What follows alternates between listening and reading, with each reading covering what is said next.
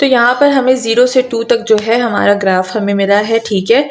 और इक्वेशन ये यहाँ पर जहाँ पर हमारे पास ये सॉलिड फाइंड लाई कर रहा है उसका हमारे पास एक इक्वेशन है, ठीक है। तो ये इक्वेशन हम यूज करेंगे फॉर फाइंडिंग द रेडियस, ठीक है।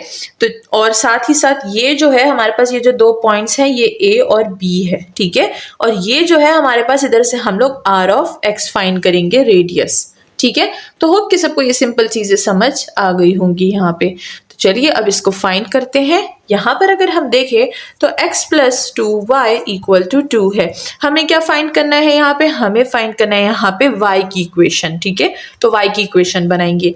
ये क्या हो जाएगा? ये हो जाएगा हमारे पास 2y = 2 - x, और 2 को बोथ साइड डिवाइड करेंगे तो ये हो जाएगा y = 2 / 2 1 - x/2। तो ये हो गई हमारे पास y की इक्वेशन, और ये y की इक्वेशन हमारे पास रेडियस है, ठीक है। तो बाउंड्री हमें गिवन है, रेडियस हमें गिवन है, सिंपल हमें इंटीग्रेशन इस पे अप्लाई करना है।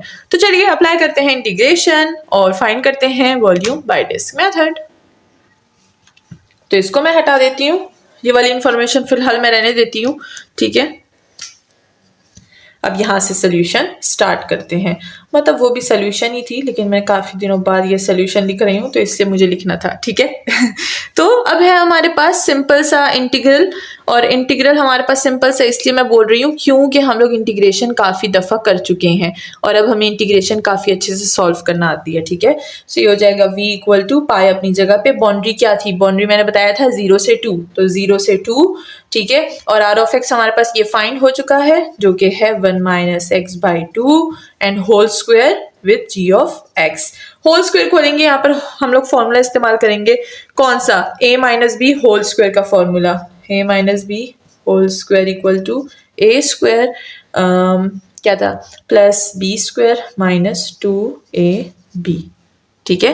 तो चलिए अब इसको यहाँ पर जो है हम लोग सॉल्व कर लेते हैं। ये हो जाएगा v = पाई 0 से 2, और ये हो जाएगा 1 का स्क्वायर 1 ही, और ये हो जाएगा +x² / 4, और साथ में हो जाएगा -2ab(x/2), ठीक है।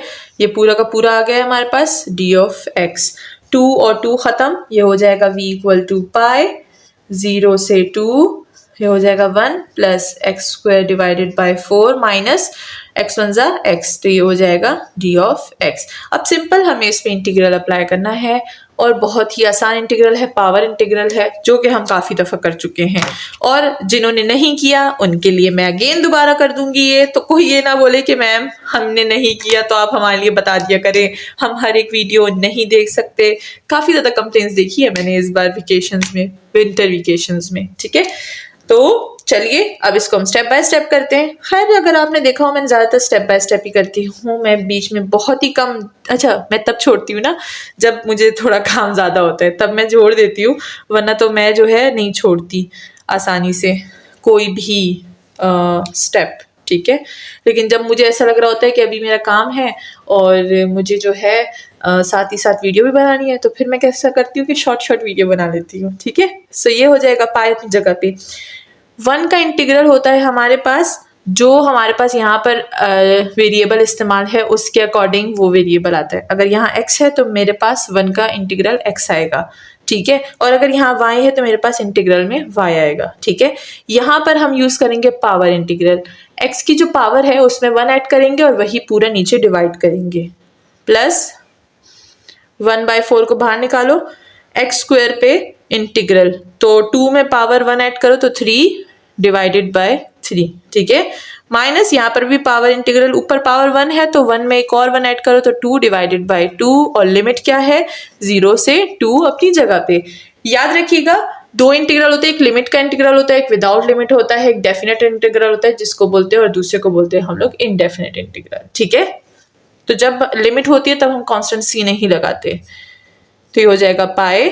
अब upper limit minus lower limit, पहले अपर लिमिट पुट करेंगे 2 + 4 1 4, 4 2 8, 4 3 12, ठीक है। तो ये हो जाएगा 2 की पावर 3 / 12 माइनस 2 की पावर 2 / 2, ये हो गई एक लिमिट, माइनस लोअर लिमिट। यहाँ 0 पुट करूंगी तो 0 आएगा, यहाँ 0 पुट करूंगी तो 0 आएगा, यहाँ पुट करूंगी 0, तो मैं इस होल को ही 0 बोल देती हूँ। ठीक है, v इक्वल टू पाई, 2 अपनी जगह पे। और अगर हम देखें तो 2 का क्यूब आता है 8, तो हमारे पास क्या आ जाएगा, हमारे पास आ जाएगा 8/12 और -2 की पावर तो 4/2। ये हो गया, ये हो जाएगा हमारे पास 2 और ये हो जाएगा हमारे पास 2 4 और ये हो जाएगा हमारे पास 2 6। ठीक है, 2 + 4/6 - 2। ठीक है, तो ये हो जाएगा v इक्वल टू पाई, ये हो जाएगा हमारे पास 6 और 2 6 = 12 + 4 - 2 6 = 12, तो 12 और 12 ख़त्म, 4/, ठीक है 12 और 12 ख़त्म, ये हो जाएगा 4/6, तो ये हो जाएगा 2/3, तो ये हो जाएगा 2/3। तो ये हो गया हमारे पास वॉल्यूम जो कि है 2/3 पाई। और इसी के साथ हमारा क्वेश्चन नंबर 13 जो है वो सॉल्व हो चुका है। होप कि सबको समझ आ गई होगी। अगर अभी भी कोई प्रॉब्लम है, कोई क्वेश्चन पूछना है तो कमेंट सेक्शन नीचे खुला है, आप पूछ सकते हैं। साथ ही साथ आप मेरी ऑनलाइन क्लासेस ज्वाइन कर सकते हैं जिसकी सारी डिटेल्स वीडियो के एंड में है। अब चलते हैं क्वेश्चन नंबर 14 की तरफ।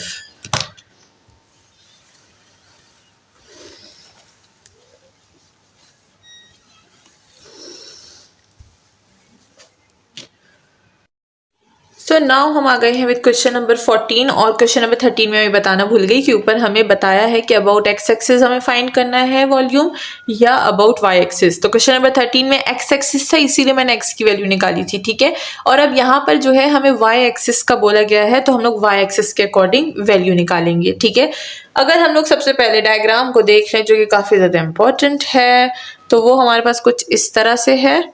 ठीक है, हमारे पास इक्वेशन है x equal to 3 of 5 divides 2, 0 से 2 है लिमिट और यहाँ पर है हमारे पास 3। ठीक है, अकॉर्डिंग टू y एक्सिस हमें जो है वो एरिया फाइंड करना है, यानी यहाँ पर हम लोग r ऑफ y फाइंड करेंगे रेडियस के लिए। और क्वेश्चन नंबर 13 में हमने r ऑफ x फाइंड किया था। ठीक है, अब यहाँ पर r ऑफ y फाइंड कर रहे हैं, तो आर ऑफ वाई के लिए हम लोग क्या लेंगे, ये और ये वाली बाउंड्री लेंगे, वाई की बाउंड्री। ठीक है, अगर हमें यहाँ पर बोला गया हो कि एक्स एक्सिस से फाइंड करें तो हम लोग ये वाली बाउंड्री लेते। ठीक है, तो हमारे पास यहाँ पर ए क्या होगा, ए होगा 0 और बी होगा 2। ठीक है, सो यहाँ पर हमारे पास ए है 0, बी है 2 और हमारे पास जो आर ऑफ एक्स है हमें क्या करना है, इसको आर ऑफ वाई में चेंज कर देना है। ठीक है, तो काफ़ी ज़्यादा सिंपल चीज़ें हैं, तो चलिए इसको और भी सिंपल करके सॉल्व कर देते हैं। तो यहाँ पर सॉल्यूशन स्टार्ट करते हैं।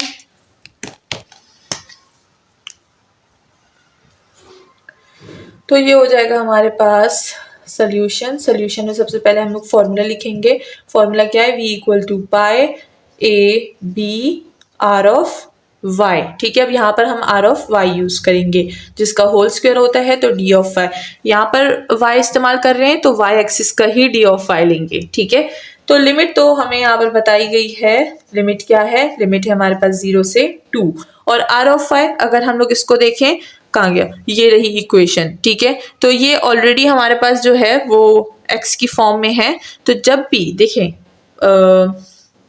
जब r ऑफ y होता है ना, तो वो y की फॉर्म में वो सारा का सारा जो होता है फंक्शन होता है, मतलब लाइन जो होती है वो y की फॉर्म में होती है और r ऑफ x में x की फॉर्म में होती है। अब हम r ऑफ y फाइंड कर रहे हैं, तो ये r ऑफ y है ना। एक और चीज़ से सिंपल बताती हूँ, अगर हम लोग r ऑफ y फाइंड कर रहे हैं तो उसके लिए हमें इक्वेशन किस चीज़ में चाहिए होगी, इक्वेशन चाहिए होगी हमारे पास x इक्वल टू 3y2 की फॉर्म में। ठीक है, अगर हम लोग r ऑफ x फाइंड कर रहे हैं तो इक्वेशन क्या होगी, y equal to 3x divided by 2। अब फर्क समझ आ गया, y के उसमें ये वाले वेरिएबल्स होंगे और x के उसमें ये वाले वेरिएबल्स होंगे। ठीक है, तो होप कि ये जो पॉइंट मैं समझाना चाह रही हूँ ये सबको समझ आ गया होगा। ठीक है, ये काफ़ी दफ़ा हम कर भी चुके हैं पहले भी, इसीलिए मैं बताना भी भूल गई थी। फिर मैंने सोचा अभी ये तो मैं बताना भूल गई, तो मैंने दोबारा रिपीट कर दिया। तो आर ऑफ वाई के लिए ये ऑलरेडी हमारे पास वाई की फॉर्म में ये इक्वेशन दे रखी है, तो ये हो जाएगा 3y divided by 2 whole square D of Y. सही। अब है हमारे पास पाई 3 पे अगर हम स्क्वायर अप्लाई करेंगे तो क्या आएगा 9, 2 पे अप्लाई करेंगे तो 4, तो उसको बाहर निकाल देंगे 0 2 और y है स्क्वायर डी ऑफ y। ठीक है, मैंने उस पर होल स्क्वायर अप्लाई कर दिया। 3y डिवाइडेड बाई 2 का होल स्क्वायर क्या होता है 9y स्क्वायर डिवाइडेड बाई 4। ठीक है, तो कांस्टेंट तो वैसे भी कांस्टेंट पे इंटीग्रल अप्लाई नहीं होता, वेरिएबल्स पे होता है, तो मैंने वेरिएबल को छोड़ दिया है। पावर इंटीग्रल यूज करेंगे, ये हो जाएगा हमारे पास 9/4 पाई एंड इंटीग्रल है y की पावर 3 डिवाइडेड बाई 3, लिमिट क्या है 0 से 2। ठीक है, बस अब इसको यहाँ पर सॉल्व करेंगे और मामला खत्म। बहुत ही सिंपल सा है। v इक्वल टू 9/4 पाई, अच्छा अपर लिमिट 2 का क्यूब डिवाइडेड बाई 3 माइनस 0 का क्यूब डिवाइडेड बाई 3। काफी सिंपल। 9/4 पाई, 2 का वो क्यूब क्या होता है 8/3 और ये पूरा का पूरा 0। ठीक है, सो v इक्वल टू हमारे पास क्या आ जाएगा 3 8 4 और ये कटा ये और ये कटा। ठीक है, बहुत आसान था। 3 3 9, 4 2 8। ठीक है, तो ये हो जाएगा 9 और ये हो जाएगा हमारे पास 8, तो 2 और पाई। ठीक है, 2 3 6, तो 6 pi is the volume by disc method. सही, बहुत ज़्यादा आसान, आराम से कीजिएगा। बस ये जो मैंने स्टार्टिंग में फॉर्मूले का आर ऑफ वाई और आर ऑफ एक्स बताया, इसको जरा ध्यान में रखिएगा। ठीक है, और इसी के साथ क्वेश्चन नंबर 14 भी सॉल्व हो चुका है। अब चलते हैं क्वेश्चन नंबर 15 की तरफ।